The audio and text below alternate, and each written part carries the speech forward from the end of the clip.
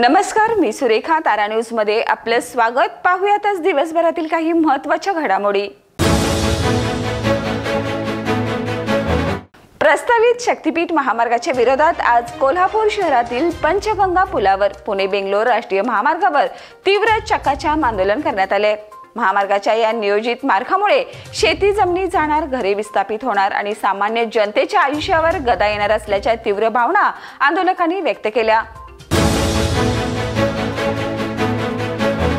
कोल्हापूर जिल्हाध्यक्षपदी रविकिरण इंगवले यांची नियुक्ती होताच ठाकरे गटाचे उपनेते संजय पवार नाराज झाले आणि उपनेते पदाचा राजीनामा दिला.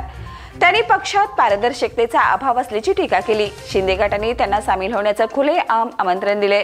मात्र उद्धव ठाकरे यांचा थेट फोन कॉल आणि सुनील प्रभूंच्या चर्चेनंतर संजय पवार यांची नाराजी दूर झाली. बुधवारी दुपारी 12:30 वाजता संजय पवार मातोश्रीवर उद्धव ठाकरेंची भेट घेणार आहेत.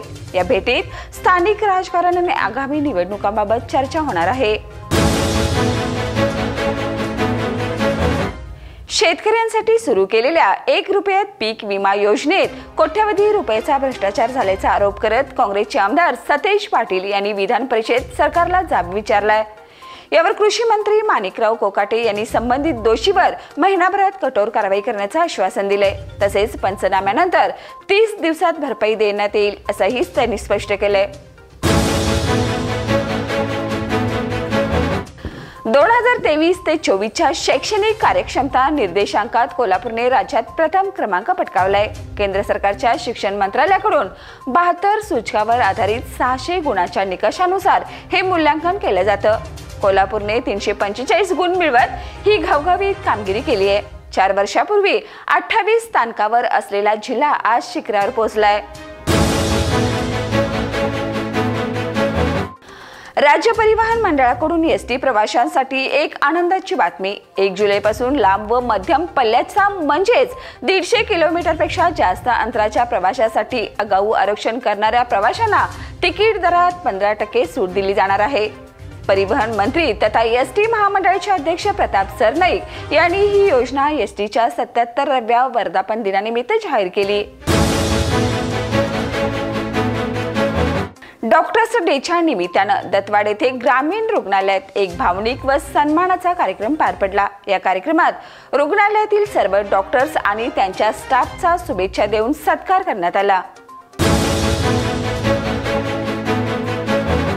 शाहू छत्रपती फाउंडेशन तर्फे शाहू आदर्श शिक्षक पुरस्कार वितरण सोहळा शाहू स्मारक भवनात पार पडला. यावेळी डॉक्टर जयसिंगराव पवार यांनी समाज प्रबोधनपर भाषणात लग्नात पुस्तकाच्या कपाटांच्या अंधन प्रथा सुरू करण्याची गरज मांडली. तसेच आचारवंतांची आवश्यकता असल्यावर भर दिला.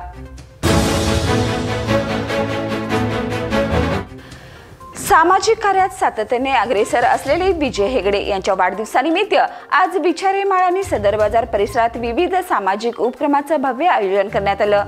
या निमित्तानं कोरगावकर हायस्कूलच्या मैदानात वृक्षारोपण करून तेच आहे की रे केतन.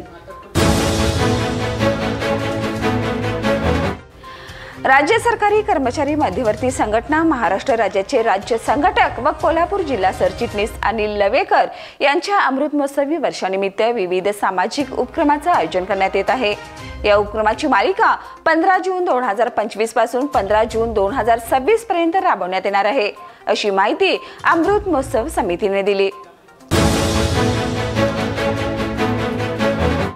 तर या होत्या आज दिवसभरातील काही महत्त्वाच्या घडामोडी. उद्या पुन्हा भेटूया नवीन बातमीपत्रासह. तोपर्यंत पाहत राहा तारा न्यूज.